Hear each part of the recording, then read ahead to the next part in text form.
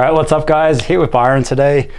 He's a local gym owner, yes, personal trainer, yes, and he just won the Masters in the Tampa Pro, less than a week ago, right? we're 2 weeks now. 2 weeks ago. 2 weeks Congratulations, ago by the way. Thank Awesome you. work. Thank you. I'm excited to talk to you. You and I have got very similar mindset. You're all about action. I don't think you talk anything without doing it 10 times physically, right? Yes. So talk to me about your age, your weight, your height to start off with. All right, I am 45 years 45, young. and look how amazing you look. I'm about 5'4" and a half, and currently I'm about 162. 162. What'd you cut down from? Because I know you were bulking up there for a while. My top weight was around 186. Okay. Which is So a lot on my frame. Yeah, no, it is. How'd you feel at that weight? Because that's the first time kind of being that big, wasn't it? Like that. I mean, I've been a little bit heavier before, but this was different because I was a lot leaner at 186, but still it's a lot on my frame. So, you know, carrying that weight, you start to feel it. Like, I like to stay active and run and sprint. Yeah, I noticed you do a lot, yeah. In those activities in the gym, it's amazing because you're strong as an ox. Yeah. Are you gonna keep trying to increase your weight because of the competition? I am where do you go to now? an off season and try to gain a little more, but my whole goal is to always keep my aesthetics and symmetry and proportions. But also your athletic ability too. Yeah, keep that. You know, I know my days are numbered competing, and I want to be able to keep this lifestyle for as long as I can. Okay. And I like the fact that I can cover up and you have no idea what I look like. Don't you love that? Like, especially in a tank top, right? I notice when you get really lean and you wear a t-shirt, you kind of look pretty ordinary. You really don't look very good. As soon as you put a tank top on, you go poof. Yeah, like, it's really cool. Everybody's like, "What are you getting ready for?" I was like, "Well, for a show." Like, or if you cover up and people are like, "Oh, I didn't know you were built like that." Yeah. Or even like being unpumped and pumped, like big difference. Wearing a t-shirt, then you put a tank top on, get pumped. You just go boof. Oh yeah, like, you know, right now pretty flat because I'm cutting again for a photo shoot. But then, like, once you start putting back in the carbs, and then people see, like, "Dude, you look huge." I'm like, it's just. It's crazy, right? You know? I've been doing keto lately, and I might have some carbs once a week, and I feel very flat, very skinny, very flat, and the carbs just poof. Yeah. Everyone's like, "Did you just get bigger overnight?" I'm like, "Just carbs." Just carbs. That's crazy. It helps fuel the body, get a little more water, you know, into the muscles. Muscles, you know, being hydrated is very important. It's looking very pumped. Yeah, very full, right? Is, yeah. Going to competition, what did you do differently this time? I know, because I know you stay pretty lean all the time. I know you kind of let yourself get out of that elite lean, didn't you? Talk to me about that. Well, obviously there's no growth in a deficit, you know, so you have to allow yourself to get a little uncomfortable. Probably more uncomfortable than most people would be doing. But I mean, I've done it so many times now, like gaining the weight and losing it. Like, I don't even think twice about it. Because you know you can do it, right? Yeah, it's not an effort. I mean, this was my 9th show. Okay. But I've cut how many times before I competed? You know, so we allowed it to go a little bit more, but still my body fat never got over like 13%. Oh, really? So that was the highest you got? Yeah. And what do you normally sit at? Like, I can probably normally hold like around 9 or 10 consistently. That's insane, right? Like 45, holding under 10%. I feel like anyone under 10%, you're on point. Like, you're doing really well. Yeah. And I mean, obviously you can go better, but under 10, you're looking great. Well, I'll be honest, at this percentage, like last time I checked, I was like 6'8", 6'9". That's a little uncomfortable. You know, it's manageable, but I wouldn't want to stay here. What'd you notice about, what don't you like about being that lean? Number one, you're hungry. Your lack of energy, your libido's down, your strength is down, you're irritable. It's a blessing that I work with people because that keeps my mind off of like food or just being easily annoyed. I'm pretty happy-go-lucky guy, but when you're hungry, you're tired, you're fatigued, your body fat's low, I'm more prone to probably say something I shouldn't. But I've learned to just shut up. Gotcha. And you're lucky because you obviously love what you do for a living too. Yes. Yeah, that's so crazy. How lean do you think you can stay healthy? Like, where you're not using the libido, you're not losing your strength. For me personally, probably like around 10 or 11%. Do you think that's pretty standard for most people? No. Like, oh really? You think it'd be higher? Higher for most, but I think when we see people, like most people overestimate how lean they are. Yeah, they really do, right? You know, they'll look and go, oh, you got to be like 3-4%. I was like, you guys have no idea what that really and truly looks like. Whereas like we'll have clients come in and they're like 17-18%. And they're like, that's terrible. It's like, no, that's actually really good for a male, healthy. Like I think they look at athletes, like professional athletes and like bodybuilders in the same. They're two different animals. And they're also probably like 0.1% of the overall population. Outliers. Yeah. Very, very small percent. Tiny. Now, there are some people who genetically walk around really lean. I mean, if you look at like Terrell Owens, always shredded and in shape, genetic freak. DK Metcalf. I mean, we just saw a picture of Shannon Sharp, who's 54 in amazing shape. But Shannon Sharp was in amazing shape when he played in the NFL too. So those are outliers, you know. And then even then, those are athletes. But can they cross over and be competitors? Because competitors, when they walk around, like someone like, it's not realistic for me to be 6% body fat trying to take hits. That shit's gonna hurt. Yeah, you're gonna do that. Weight with this body fat. Whereas when I played football, even in college, I was around 12 or 13% body fat because you need that energy for power and exploding. So I'm trying to do a little bit of both.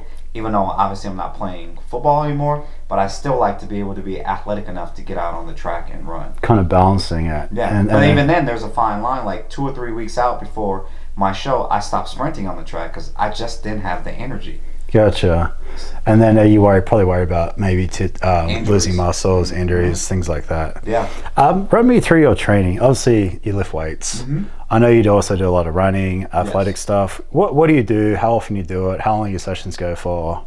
So I lift 5 days a week. Actually, my coach does my training for me now. I turned that over to him in 2018. Okay. So I don't have to think. I just do. So as a personal trainer, you have a coach? Yes. Okay. I didn't want to have to think about it. He was already doing my nutrition.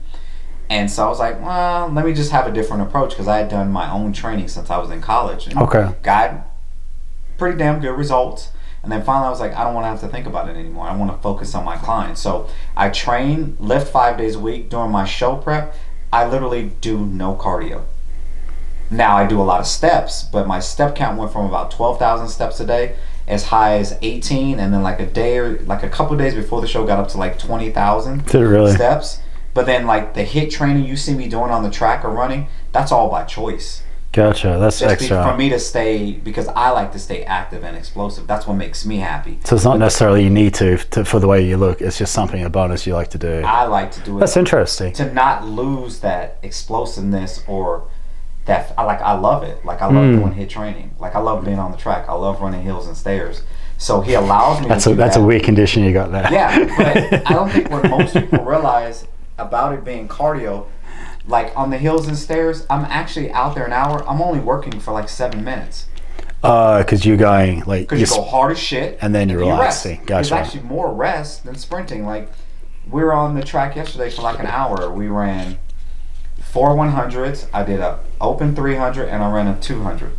There was more time warming up and resting than I actually was sprinting. Yeah, no, I get that. I could see that. Yeah, and so people are like, well, you're out there an hour and 15 minutes. Most of the time I'm doing nothing. Just out there shirtless, getting a tan. Yeah, in the tan, you know, if I run one sprint, it's like 90 seconds to 2 minutes in between.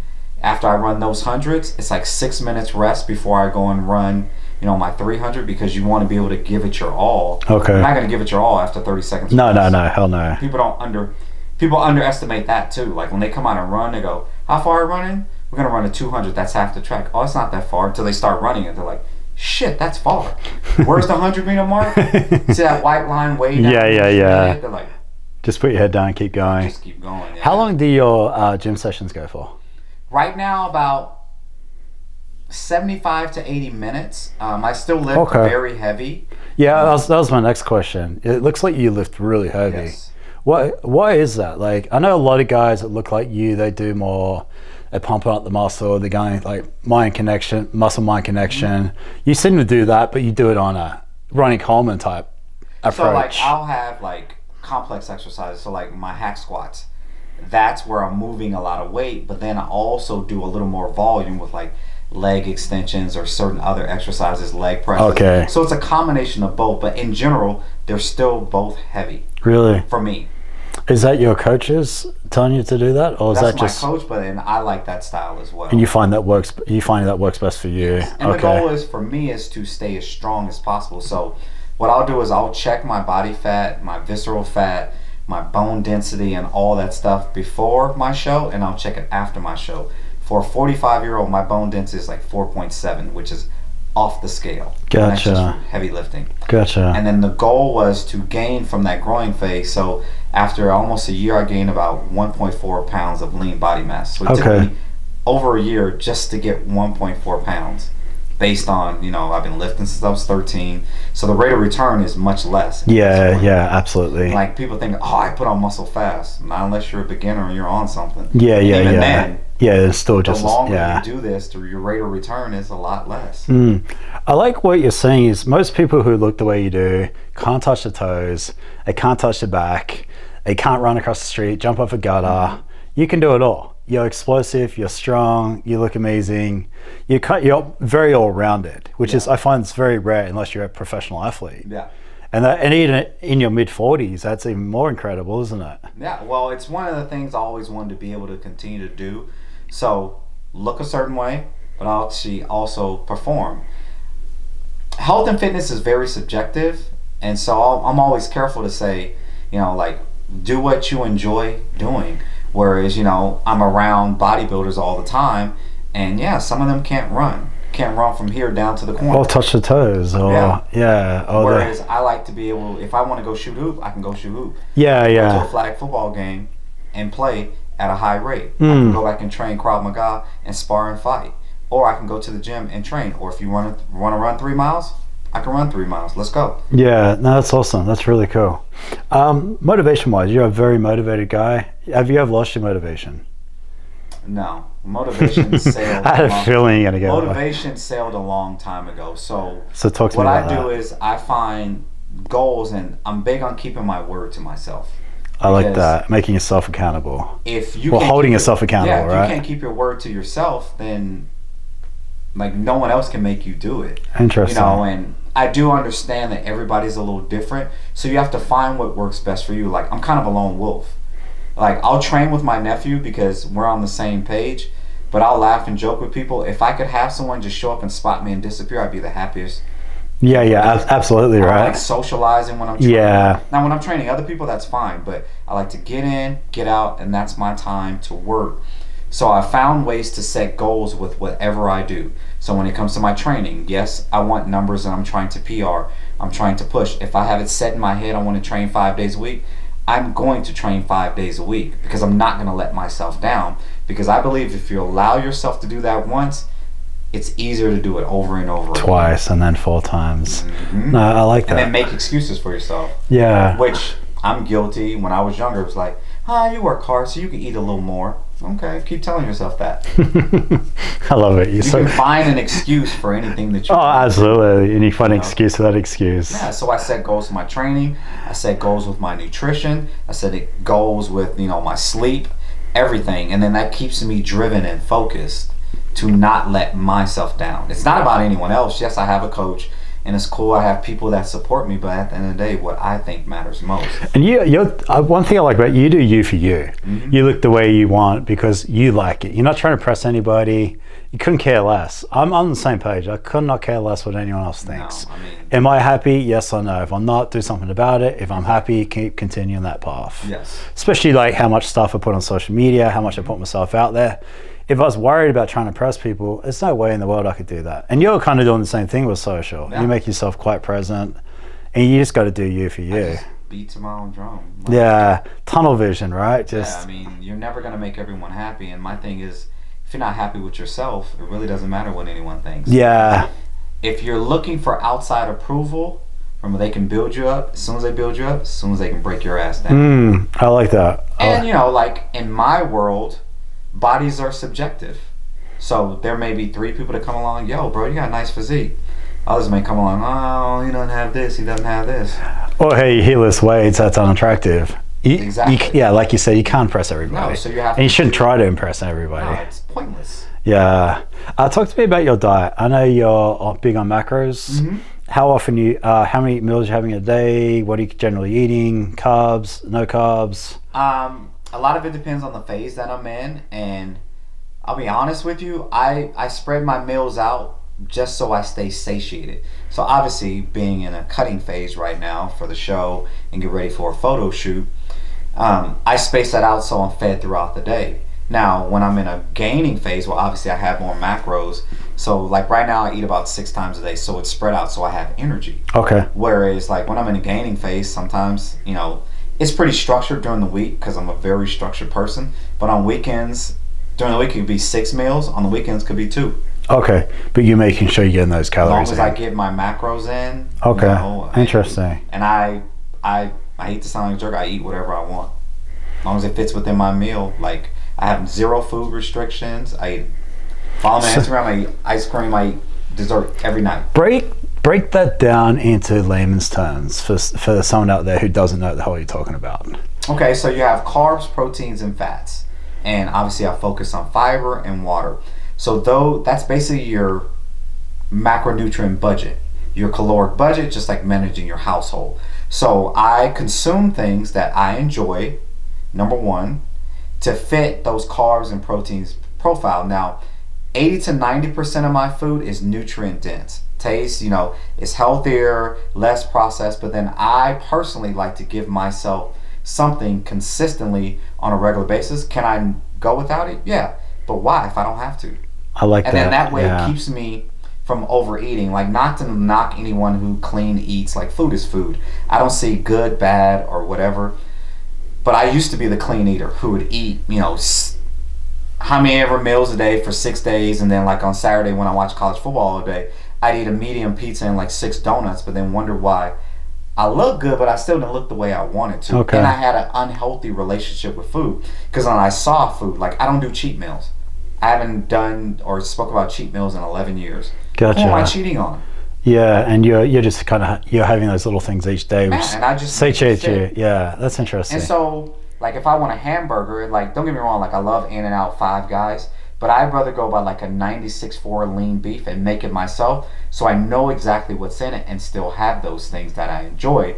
Instead of, I'm a volume eater, I like to eat. So instead of wasting my macros on a burger out that has a shitload of fat, why not go make my own burger? So number one, I can eat more of it, but then I can eat more stuff throughout the day as well. Gotcha. But that's what works for me. Yeah. So let me. So another way to explain that is, say you got X amount of calories in a day.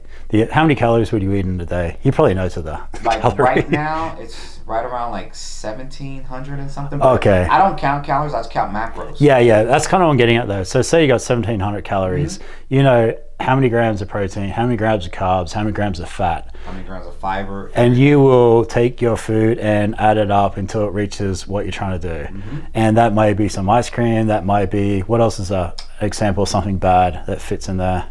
I mean, ice cream, donuts, honey buns. Okay, I mean, you name it. So 80% of that food would be healthy, nutritious, dense. Rice, white rice, brown rice, potatoes, sweet potatoes. And then that 20% is your, not cheap, but your fun foods that are fitting in your daily budget. And I do it like even right before I get on stage. People. That's super interesting. Yeah. And do you recommend that with your clients as well, or is that just what you do for you? Most of my clients do track their macros, even if they're like vegans or vegetarians, they still track. Okay. Because at the end of the day, I think where flexible dieting or tracking macros got a bad name is people think you just sit around eating junk. Some people do, but for most people, if they want to be healthy, they're still eating nutritious foods, because obviously if you're eating out a lot or the foods are overly processed, you're not going to be able to eat as much. So for me, like, I don't waste my calories on liquids either.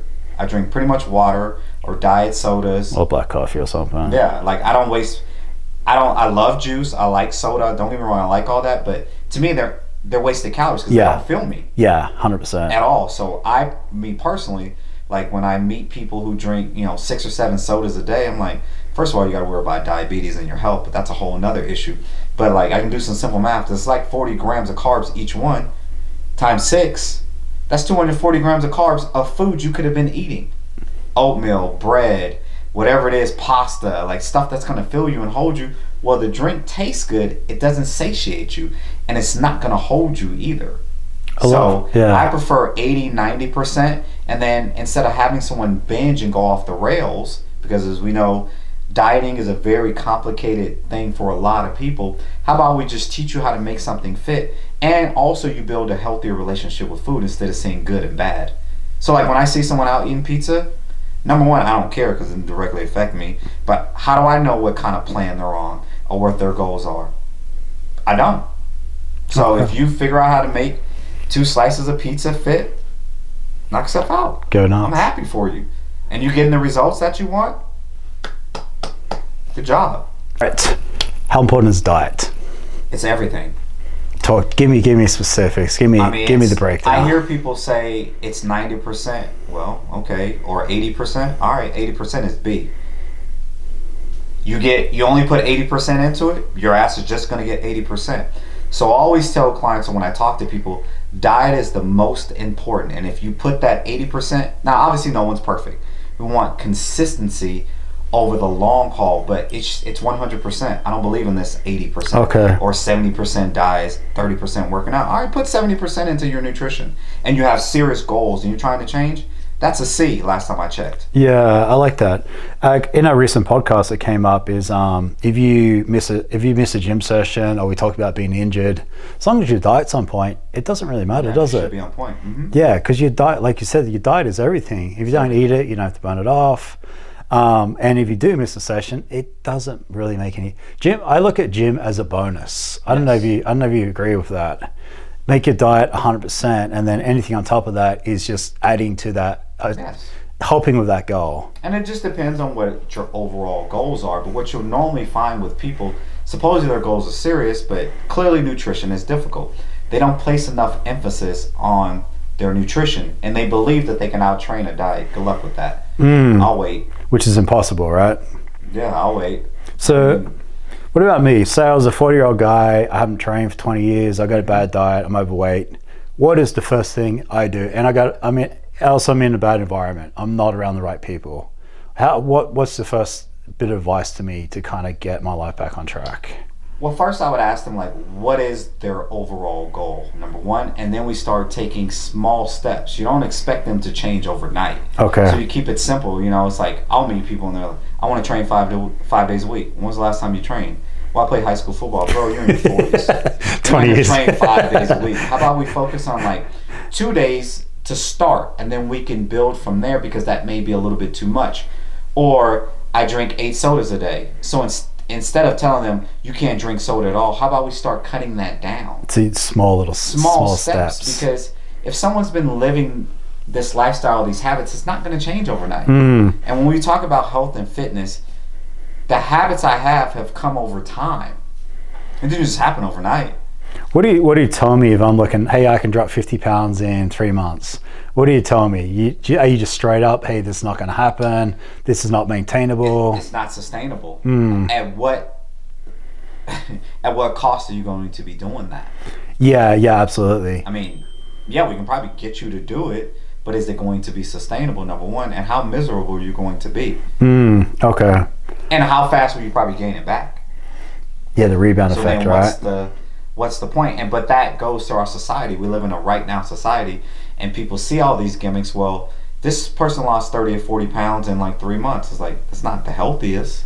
Is that why? Why do most people rebound after a diet? Well, a lot of it because it's not sustainable. They haven't built any habits, and they don't have an action plan afterwards.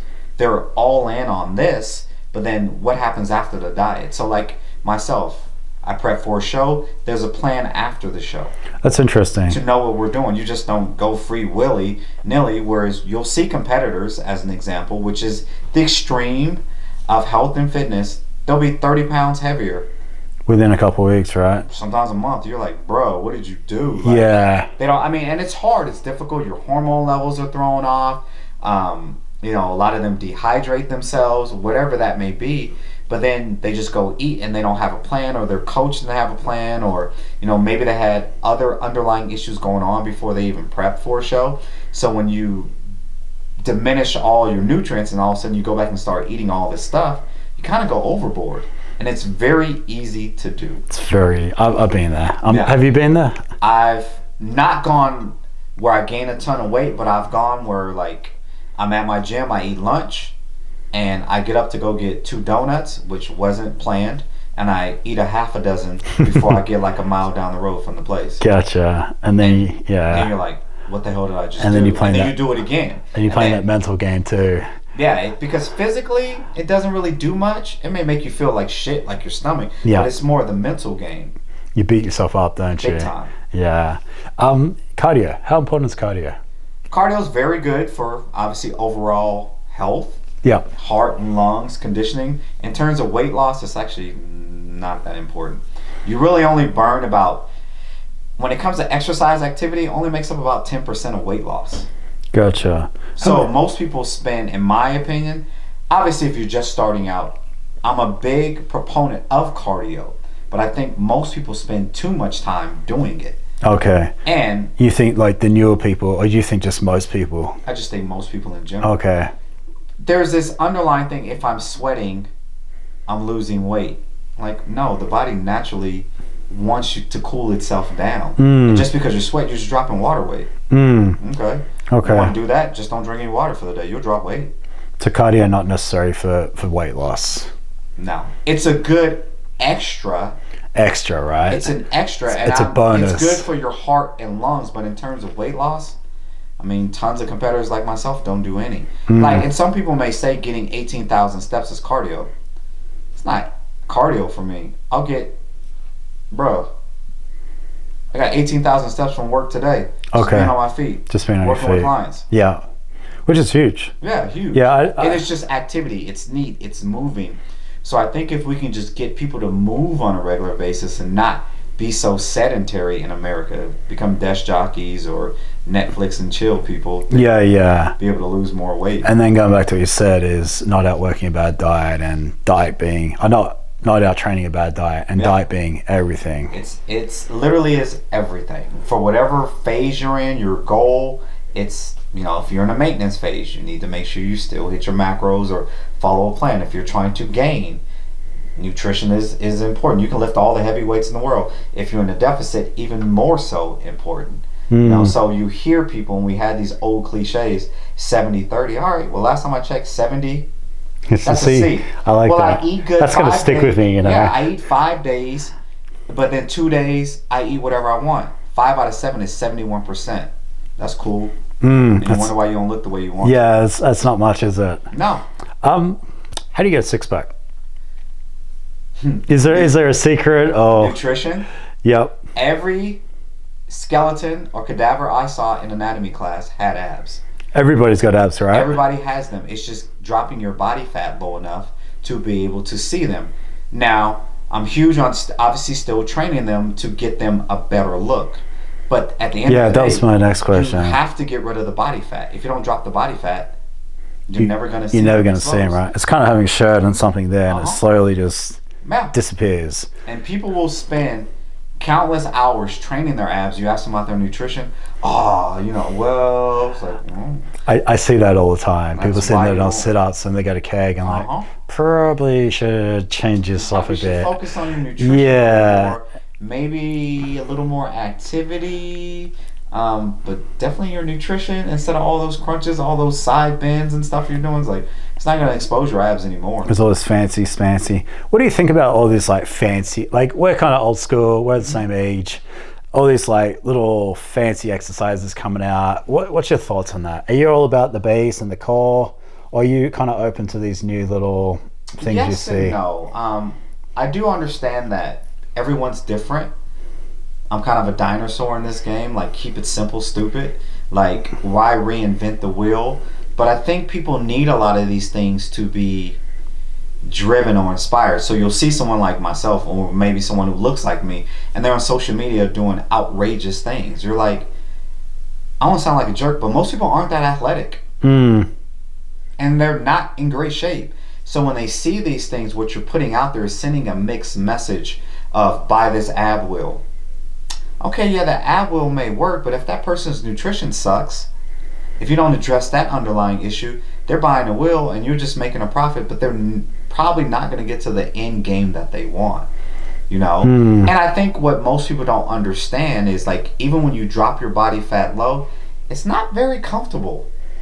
Yeah, okay. And it becomes a full-time job, doesn't it? Like, to stay where you're at now, you're every single day. It's every day. It's cooking, 24/7. cleaning, prepping, shopping, eating, sleeping. I mean, training. It's work. Yeah. Whereas, like, some people may say it's a sacrifice.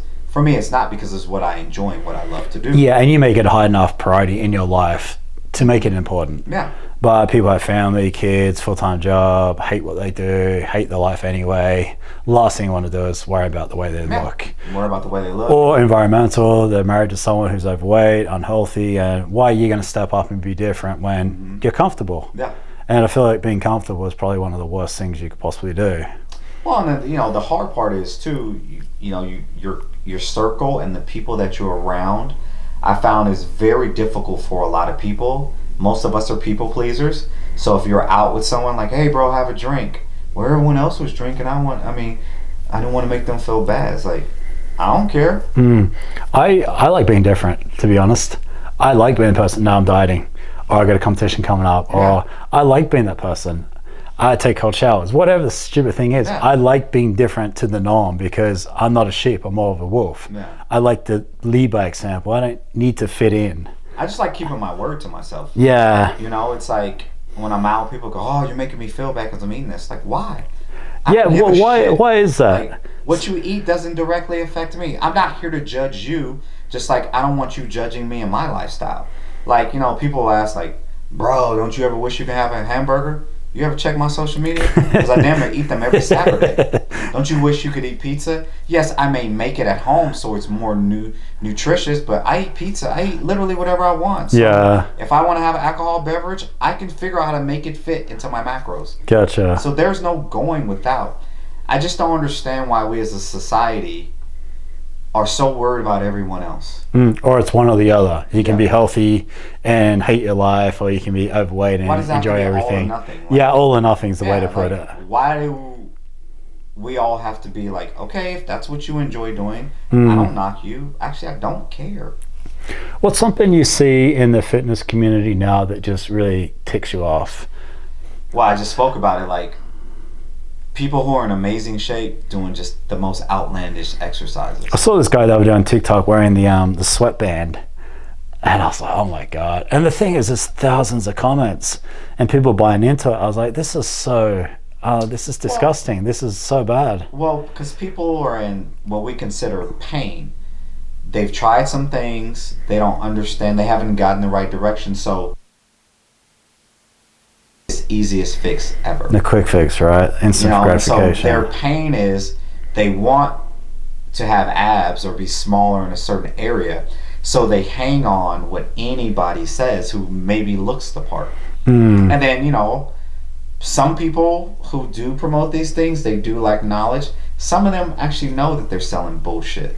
Oh, 100%. So then they lack integrity, in my opinion. Yeah. I would never make money selling cigarettes or something I didn't believe in. It's just not who I am inside. I like to do what I'm passionate about, and I feel like it shows. Yes. Like being a personal trainer, right? If you weren't passionate about what you do and you couldn't provide results, you wouldn't do what you're doing. Exactly. Full stop. Yes. Top 3 killers in America, all diet related. How do we change it? Whew, man. You know how often someone dies from a heart attack in this country? How often? 39 seconds. Really? That's crazy, right? Wow. 39 seconds. So our podcast goes for 45 minutes. You're looking at 50 people have died. That will die. That's insane, right? That's bananas. And it's diet related. Like, obviously some people are genetic, but I mean, you're talking about 99% of the population. It's diet related. Diabetes and some forms of cancers.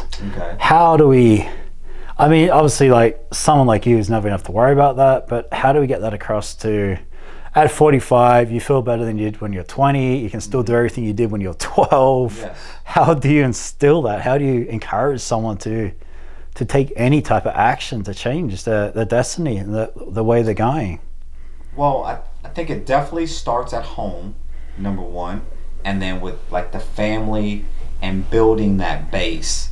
And so what I mean is, a lot of times people just lack the knowledge. They lack knowledge, socioeconomic status, things that have been passed down trauma, mental issues. Like there is a smorgasbord of things that need to be addressed, and at some point people just have to value their overall health themselves. Yeah. So it's like I have clients talk about, how do I get my kid to eat better?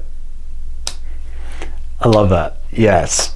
They follow you. They've asked you that? Yeah. I love that. And you've just put it straight back on them. I love that. You're the greatest. Like I had a client, and her and her husband were doing really well, and their daughter started getting into working out, and they're like, we want to thank you. Like, she loves you. She looks up to you so much. I said, but where she gets to see it? You too. When you've called someone out like that, what's the response been? Like, how do I get my kids to eat better? Like, what's the response? People get their back up? It's all about your delivery and how you say it to them. Yeah, but what's your delivery? Your delivery is pretty harsh. They're around you all the time, so you get to lead by example. And a lot of times I'll explain it to them, because a lot of my clients know my nephew, and he was overweight when he was younger. Okay. But he watched myself and my business partner do these things, and I never forced it on him. I just took him to my flag football games. I took him to the track with me. I allowed him to be in the gym all day over the summer. And so then I didn't realize how much he was soaking that all up. Yeah, that's interesting. And then he came to me at the age of 12 and said, it was 11 or 12. It was like, Uncle Byron, I want to learn to be disciplined. I'm thinking to myself, like, the fuck do you know about being disciplined? You're 11 years old. I got clients who make $1 million who can't do this. And that year he lost 22 pounds, and he's never looked back. That's crazy. And now he's 22 years old. Monkey see, monkey do. Yeah, so they follow and believe. And most of my clients have kids. Most of my clients' kids are active. Very interesting. Childhood obesity. What's your thoughts on that? It's honestly kind of neglect, or not kind of, it's neglect, and it's the parents' fault. Now, I do understand that socioeconomic status has a lot to do with that. So if you don't come from much and kids are allowed to just eat whatever they want, typically if they're eating whatever they want, junk and stuff like that, it's because their parents allowed it, and their parents lack the knowledge and understanding of what proper nutrition is as well. Yeah. But it's clearly coming from home. Yeah. And lack of boundaries and structure, discipline, which probably their parents don't have either. And it's probably like all those things you're saying are more than just being overweight and unhealthy. Lacking structure. But I mean, the structure in that's so much more than just putting on weight. And boundaries. That's way more important than. Well, kids don't play anymore. They barely have PE in school, which I think is very important. Not just because I love this, but it allows them to burn off energy and be active. Or, okay, I do know we live in different times, but always hear parents say, well, I want to sit outside and watch my kid play. It's your child. It's your responsibility. What are you doing? But you don't want to unhealthy and having diabetes by the age of 20 either. So while you're scrolling Instagram on Snapchat or watching your Netflix or Hulu, whatever the hell, it's like, take your child out and play. Show them, or lead by example being active, or include them. Even if you are into exercising and they want to do something, allow them to do it. Because then that teaches them, like, oh, okay, this is okay. It's funny you say that. When I was in California this summer, I was in the treadmill at the gym walking. My 8-year-old daughter came in with me. She was on the treadmill walking, and she loved it. Mimic. And then the next day, she's like, "Oh, can we go back to the gym?" Yes. She's 8. Yes. But I did something right where it instilled something where she wanted to be part of it. And I mean, that's father bonding time. It's not rocket science, right? No, I mean, yes, I own a private personal training gym, but I allow my clients to bring their children in. Oh, you do you? Oh, yeah, because the kids see it, and it's like a family, it's a community.